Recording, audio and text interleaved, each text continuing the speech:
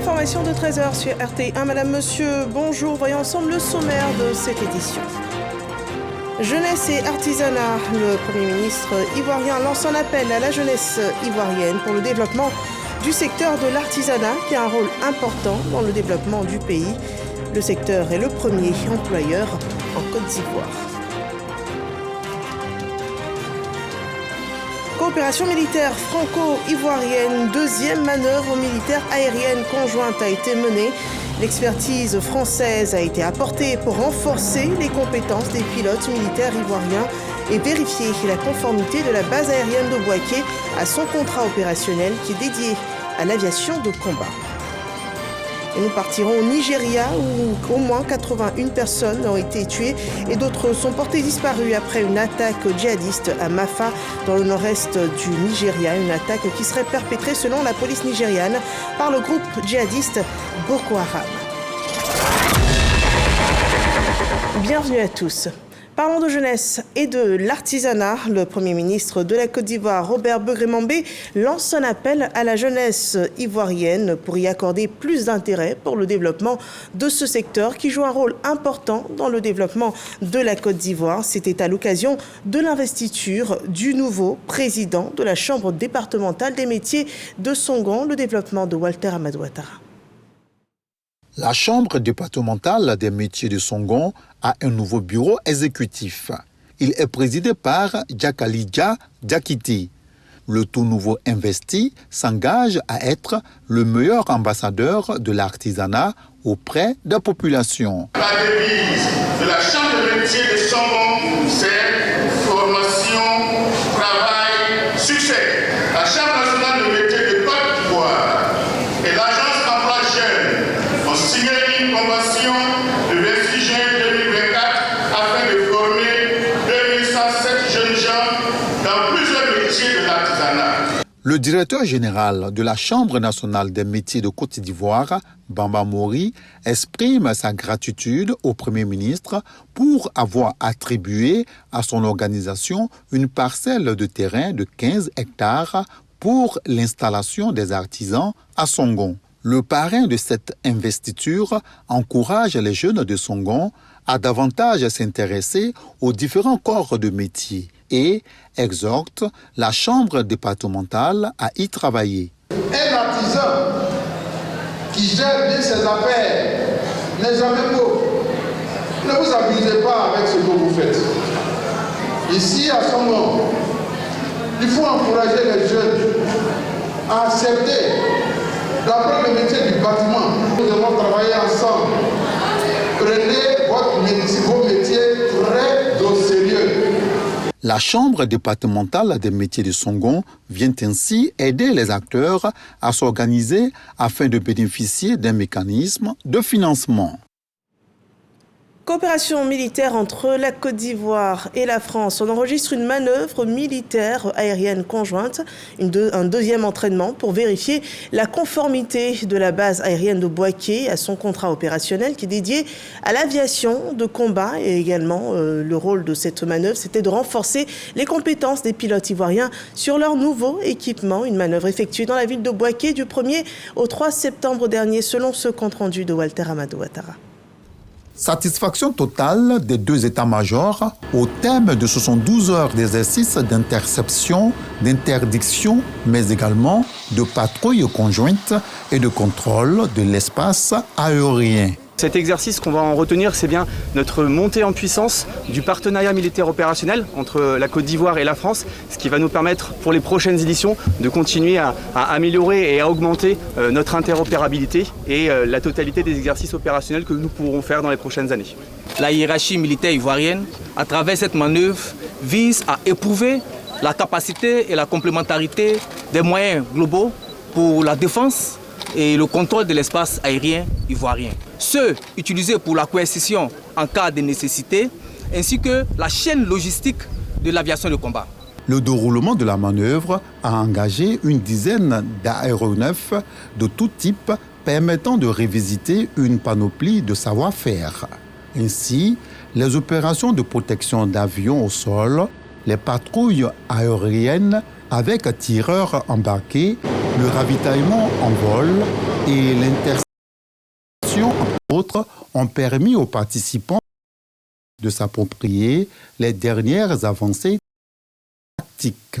Les chefs de composantes air des deux armées ont parcouru ensemble les points clés de la manœuvre depuis le centre de contrôle d'Abidjan avant d'embarquer pour le théâtre des opérations à Bouaké. En cours de vol, ils ont pu apprécier le déroulement d'une opération d'interdiction, leur avion servant d'objectif pour les avions intercepteurs. Cette deuxième manœuvre aérienne conjointe Fassi-Armée française a rassemblé une centaine de pilotes, personnel de soutien et personnel de planification. Elle remet positivement la base aérienne de Bouaké au cœur du dispositif de coercition aérienne des forces armées de Côte d'Ivoire. Et voyons un autre rassemblement diplomatique, cette fois en Chine, à la faveur du Forum sur la coopération, une coopération donc bilatérale entre les pays africains et la Chine.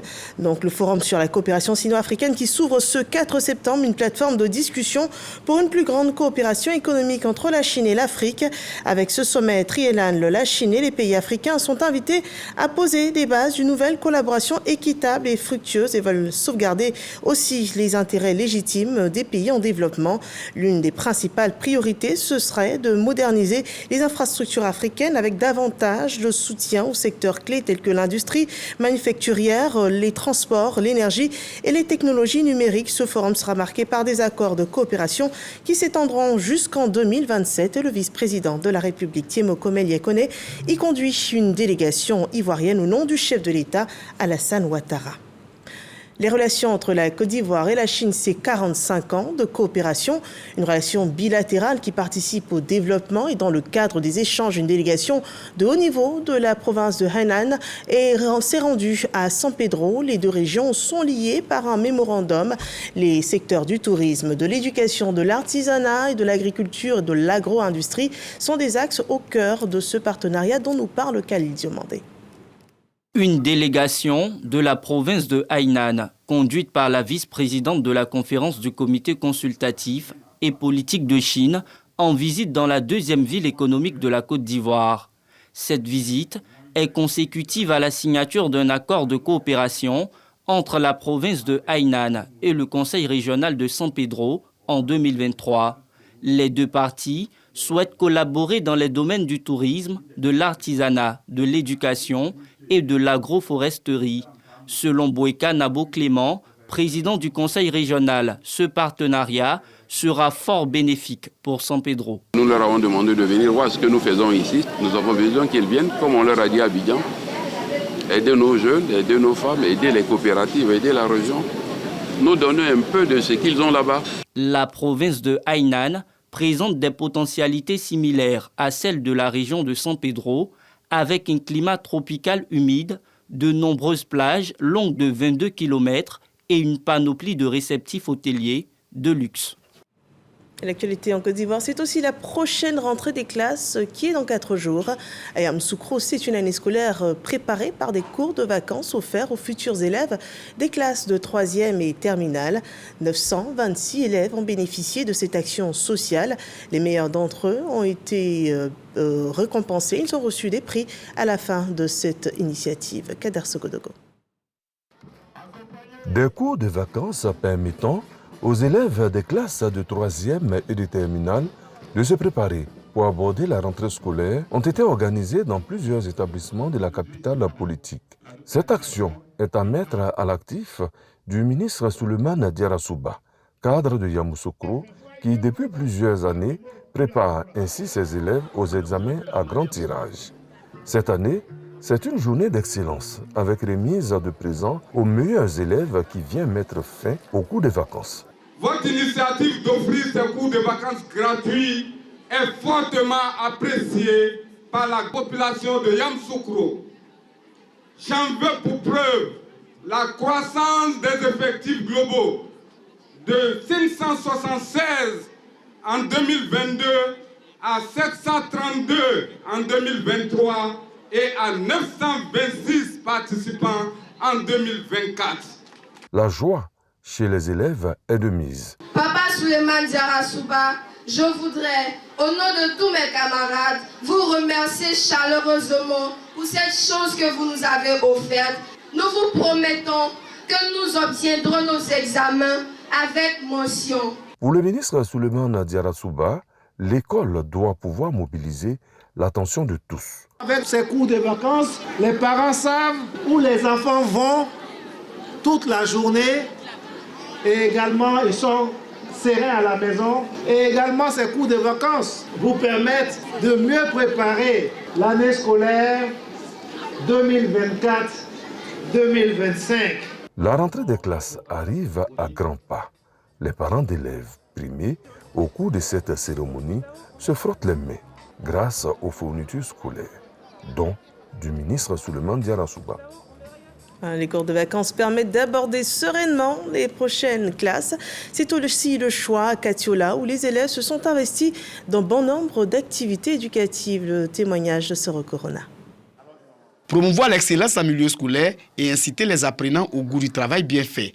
C'est l'objectif de la Fondation missionnaire Saint-Félix en organisant son traditionnel camp de recyclage. Une action qui vise également à occuper sainement les tout-petits pendant les vacances scolaires. J'ai retenu qu'il faut bosser, étudier. Je veux dire à mes camarades de toujours étudier, de ne pas se promener, d'écouter ce que maman dit à la maison. Les enfants sont l'avenir de demain. Et quand les enfants reçoivent une bonne formation, demain, l'avenir est assuré. Donc c'est une très bonne initiative. Pendant un mois, ce camp a permis à ses participants de bénéficier de cours de mise à niveau scolaire et de participer à des ateliers sur les différents fléaux qui minent le système éducatif ivoirien, tels que la drogue, les grossesses en cours de scolarité. Nous demandons aux enfants, pendant l'année scolaire, d'être concentrés sur leurs études. Quand on est élève, le travail qu'on a à faire, c'est d'étudier. On voit des élèves qui s'adonnent à la drogue, à la tricherie. Des jeunes filles vraiment qui sont enceintes pendant l'année scolaire, c'est vraiment pas intéressant. C'est pour cela que nous réunissons les enfants pour les sensibiliser. Des sketchs et des prestations scéniques ont meublé ce rassemblement. Tous pour une éducation de qualité, loin des vices de la jeunesse. C'est le thème du camp de recyclage. Parlons de santé avec la sensibilisation sur le cancer du côlon qui a eu lieu à Bouaké. Une sensibilisation donc sur le sujet organisée par le Programme national de lutte contre le cancer. Donc le cancer du côlon, il s'agit d'un des types de cancer les plus répandus qui peut avoir des conséquences graves et même entraîner la mort. On en sait plus avec Eugène Toubé. Le cancer colorectal est le 5e cancer le plus meurtrier en Côte d'Ivoire. En 2022, 1057 cas de cancer colorectal ont été enregistrés, dont 748 décès. Sensibiliser les relais communautaires sur le danger du cancer colorectal et l'importance du dépistage pour lutter contre la maladie. C'est le but de cette activité du service de prévention du Programme national de lutte contre le cancer. Les facteurs de risque contre le cancer, d'abord il y a l'âge, ensuite il y a les facteurs familiaux, génétiques, l'alimentation, il y a la bonne hygiène de vie, manger fruits et légumes, et puis lutte contre l'obésité. Le service de prévention du Programme national de lutte contre le cancer a pour mission de réduire l'incidence du cancer en Côte d'Ivoire. Et pour cette structure, les relais communautaires peuvent jouer un rôle important. Ils pourront passer le message dans leurs communautés respectives. Je ne savais pas qu'il y avait une autre phase de cancer qui existait. Pour moi, c'était le cancer du l'utérus, le cancer des seins. Mais cette conférence, vraiment, elle est bienvenue. Vraiment, c'est un enseignement pour nous, les femmes surtout. Je vais sensibiliser mes soeurs. Je ne vais pas m'arrêter, me limiter à Bouaké. Je vais toucher les autres départements aussi pour plus sensibiliser mes soeurs, pour éviter cette maladie. Les personnes à partir de 40 ans, c'est déjà bon d'aller faire le dépistage du cancer colorectal pour savoir un peu dans quelle position il se trouve, pour ne pas que plus tard on découvre la maladie à un stade un peu avancé.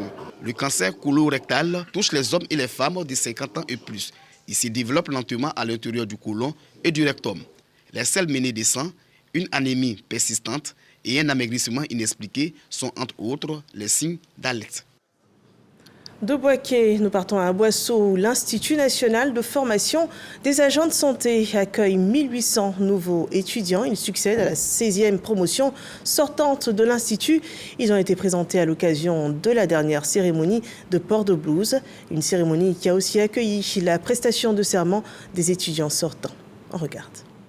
Au complexe sportif Akawele d'Aboisseau, 1800 étudiants de l'antenne de l'Institut national de formation des agents de santé reçoivent le flambeau de la part de leurs aînés qui bientôt exerceront leur métier d'infirmier, de sage-femme, de maïeuticien et d'auxiliaire de santé dans les centres de santé et hôpitaux de Côte d'Ivoire. Nous vous confions le flambeau de l'IFAS d'Aboisseau. Prenez-en soin, gardez-le toujours allumé, dans la rigueur, la discipline et le travail continu.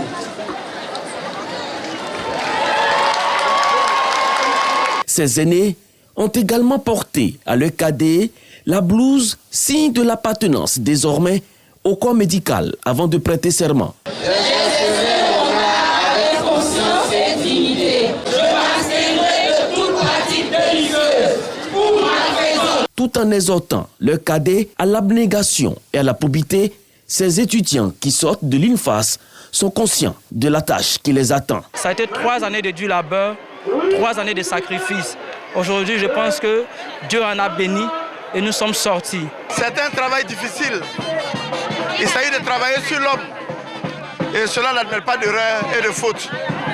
Il fallait encourager les jeunes gens à faire leur travail, mais à le faire bien. La directrice générale de l'INFAS, par le biais de son représentant, a transmis aux étudiants les félicitations et des consignes. Vos responsabilités comprendront désormais le respect des normes et les valeurs qui vous ont été inculquées par l'INFAS. Ouverte le 12 novembre 2007, l'antenne de l'INFAS a formé environ 16 promotions d'agents de santé. Voilà, c'était le reportage de Godefroy Okambawa. Une ambulance et un nouveau foyer pour les jeunes de Tienko, une localité du département de Minignan, c'est au nord-ouest de la Côte d'Ivoire. L'initiative est de l'association des cadres de cette localité, nous dit Didier Nguessa. Tienko, dans le département de Minignan, le village de Kumba est désormais doté d'une ambulance. Le véhicule qui facilitera l'évacuation des malades vient soulager le centre de santé de la localité dont l'ambulance était hors d'usage. C'est un don de la mutuelle de développement de Kumba présidée par Lassina Fofana. En dehors de la santé, le foyer des jeunes de Kumba, doté de 3 salles de réunion et équipé de 50 chaises, est offert par le maire de Tienko, Doumbia Yakuba, aux habitants du village. Les bénéficiaires ont exprimé leur reconnaissance aux donateurs et formulé des prières à son endroit. Le foyer des jeunes et l'ambulance, 2 dons qui contribuent au bien-être de la population de Kumba. La mutuelle du développement du département de Kounaïri investit un nouveau président, un président qui lance des activités pour le développement de cette localité, des activités qui sont axées sur la consolidation de la paix et la cohésion sociale. Boubacar Silla et Kader Sogodogo. Kounaïri, chef-lieu des départements dans la région du Béré, localité aux potentialités agricoles, minières, culturelles et touristiques, fait face à d'énormes difficultés pour son développement. Exacerbé par ce retard économique, les filles et fils du département décident de mutualiser leurs efforts pour une meilleure synergie des actions, pour un meilleur engagement de la population afin d'amorcer l'essor de la cité. D'où la présente cérémonie de lancement des activités de la Fédération des mutuelles de développement du département de Kounaïri, FEMUDEC. Occasion pour son président de lancer un appel pour promouvoir l'intégrité, la culture de la paix et la cohésion sociale. En se mettant ensemble, il sera encore plus facile d'aider nos parents. Nous allons nous occuper des questions d'environnement. Le problème des réchauffements climatiques, nous allons attaquer par la question des reboisements. Les autorités locales saluent l'initiative. La mutuelle est un outil de développement, mais fédérer toutes ces mutuelles dans le département, je crois que c'est une pulsion encore de développement qui est donnée et nous ne ferons qu'encourager cela. Au-delà donc de cette cérémonie, nous appelons à une véritable solidarité, mais une solidarité dans l'action de développement. Lors des retrouvailles, les responsables de la FEMUDEC ont instruit les chefs coutumiers, guides religieux et les leaders d'opinion sur leur plan stratégique de développement qui prend en compte l'éducation, la santé, l'agriculture, des actions sociales et la jeunesse. Et le développement sans oublier le patrimoine, c'est d'ailleurs le combat de l'Association des jeunes archivistes de Côte d'Ivoire au cours de la célébration de la 5e édition de la Grande Nuit du patrimoine. L'objectif, c'est d'encourager les entreprises privées, publiques et organismes pour la bonne conservation des documents administratifs. Le développement de Kwasio Ouredou et Tite Nguessan. L'Association des jeunes archivistes de Côte d'Ivoire a célébré la 5e édition dénommée la Grande Nuit du patrimoine. Une cérémonie annuelle qui vise à valoriser le métier d'archivistique et distinguer les entreprises publiques, privées et les organismes pour la bonne conservation des documents administratifs. Cette cérémonie répond déjà d'un souci de valorisation des archives, de préservation du patrimoine informationnel de la Côte d'Ivoire. C'est cela que depuis près de 5 ans, nous organisons cette activité d'utilité publique. Le rôle d'un archiviste, il est le gestionnaire de l'information qui circule dans la structure où il exerce. C'est des sentiments de fierté et de reconnaissance du travail bien fait par nos collègues, nos collaborateurs, nos services de documentation au niveau de la cellule de coordination des projets d'infrastructure en Côte d'Ivoire. Et à travers eux, il faudra aussi reconnaître le travail de tous les experts sectoriels qui apportent un appui à ce service de la documentation. Les archives, miroirs de la société et mémoire de l'humanité, retracent le passé. Ces distinctions des institutions de l'État et des organismes valorisent le métier d'archivistique. Les archives constituent la mémoire collective de nos peuples. Les archives constituent la mémoire collective de nos nations. Et donc, ce sont des témoins vivants qui permettent de passer du passé au futur. Et donc, il était pour nous un devoir de venir soutenir cet événement-là. Pour l'édition 2024, le prix d'honneur dénommé le projet des grandes infrastructures a été dédié au président de la République, Alassane Ouattara. Voilà, la préservation du patrimoine pour la préservation des valeurs de la République. C'est d'ailleurs l'ambition du magazine d'information Les Valeurs de la République qui célèbre une année d'existence. Selon le directeur de publication de ce magazine, l'objectif, c'est de promouvoir les personnalités considérées comme des valeurs par leur abnégation au travail. Pour faire avancer la Côte d'Ivoire, Éric Goré nous en dit plus. Ce bimestriel appelé Les Valeurs de la République est distribué depuis 1 an sur le territoire ivoirien de façon gratuite.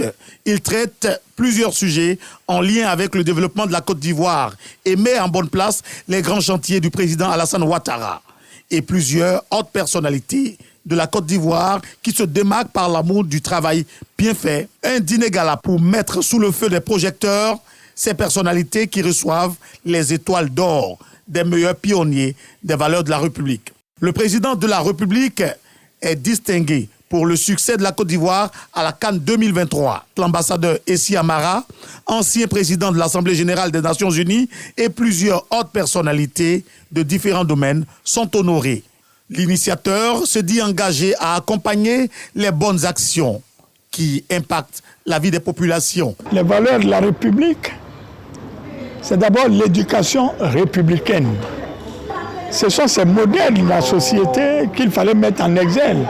Et c'est ce que nous faisons avec notre magazine, qui aujourd'hui vient d'avoir 1 an. Les lauréats, quant à eux, disent leur fierté. Je suis très honoré de recevoir ce prix aux côtés de ces illustres personnalités au nom desquels le président de la République de Côte d'Ivoire. C'est une satisfaction. Nous essayons de faire en sorte que ces valeurs soient un motif de régulation pratiquement pour la population de Côte d'Ivoire. Cette célébration du mérite est placée sous la présidence de Amadou Koulibaly, ministre de la Communication et porte-parole du gouvernement. Voilà, de bonnes valeurs pour un peuple épanoui. Un autre sujet, les grandes lignes de la sécurité alimentaire et nutritionnelle de la Côte d'Ivoire se définissent à Bouaké. Les responsables de l'ANADER y travaillent sur des propositions de solutions pour une meilleure nutrition des Ivoiriens. Charles Tatou développe le sujet.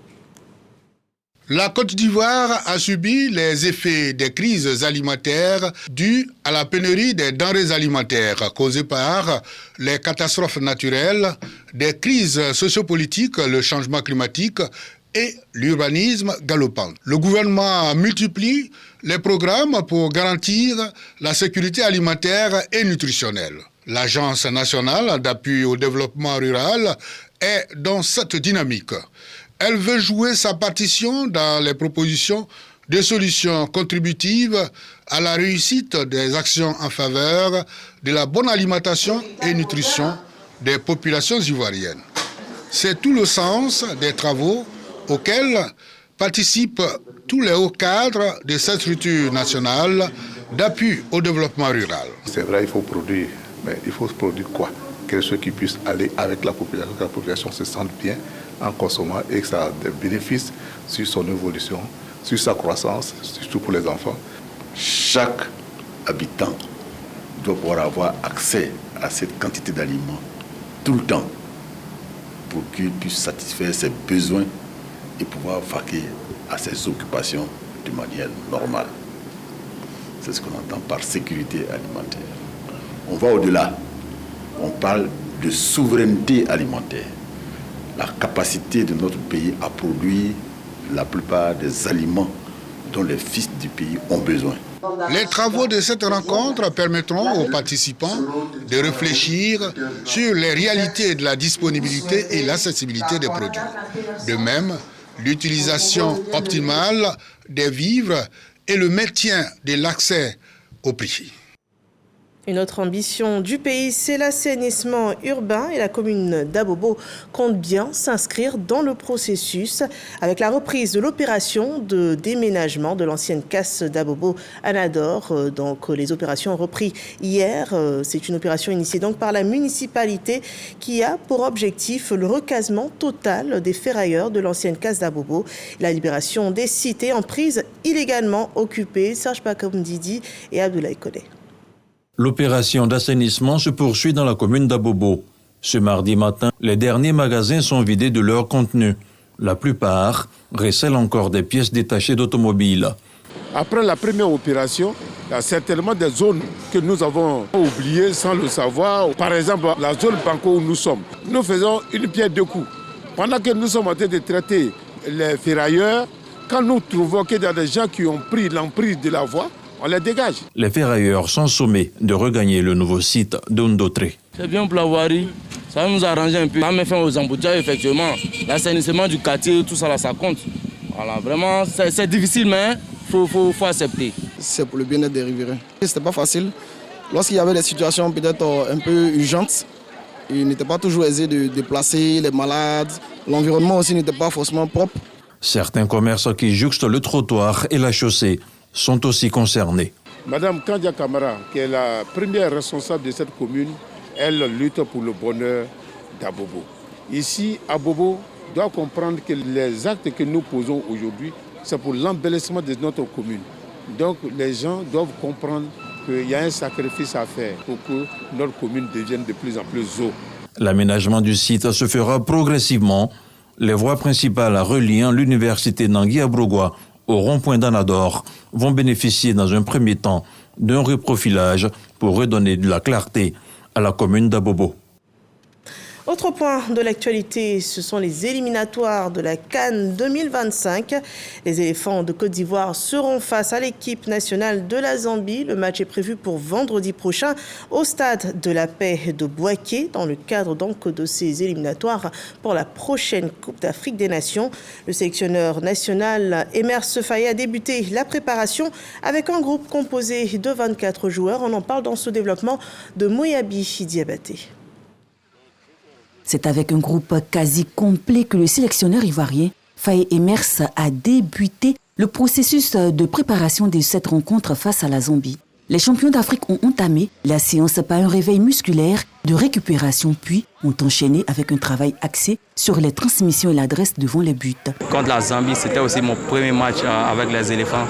Donc voilà, et on a perdu ce match. Donc c'est un match de retour ici en Côte d'Ivoire. Donc voilà, c'est une revanche. Briller et s'inscrire dans la durée chez les éléphants, c'est l'ambition de Beignet Traoré et Mao Dorgelès, deux joueurs qui fêteront leur première sélection chez les éléphants. L'objectif, c'est de montrer tes qualités et, voilà, pour la prochaine sélection. pour que je puisse être appelé encore. Ce match se joue dans ma ville natale à Boaké et ça avait beaucoup d'émotions que cela vient, mais voilà, c'est un match pour les qualifications, on va rester concentré et on va bien aborder ce match. En l'absence de son leader d'attaque, Sébastien Haller, et du taulier Ibrahim Sangaré, le patron de l'encadrement technique, Faye Emers, doit trouver l'équilibre parfait pour permettre à la Côte d'Ivoire de performer au Stade de la Paix de Boaké vendredi. Et après donc cette période de préparation ici à Abidjan, les éléphants de Côte d'Ivoire sont arrivés à Boaké au Stade de la Paix. Ils seront face donc à l'équipe nationale de Zambie vendredi prochain.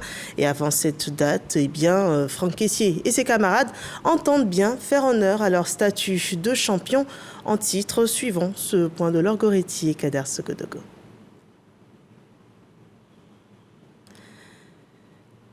Et voilà l'actualité hors de nos frontières. Au Nigeria, au moins 81 personnes ont été tuées, d'autres sont portées disparues après une attaque de djihadistes à Mafa, dans le nord-est de ce pays, du Nigeria. Selon la police de l'État de Yobe, environ 150 membres présumés du groupe Boko Haram munis d'armes à feu et de grenades ont attaqué à moto le village de Mafa dimanche dernier.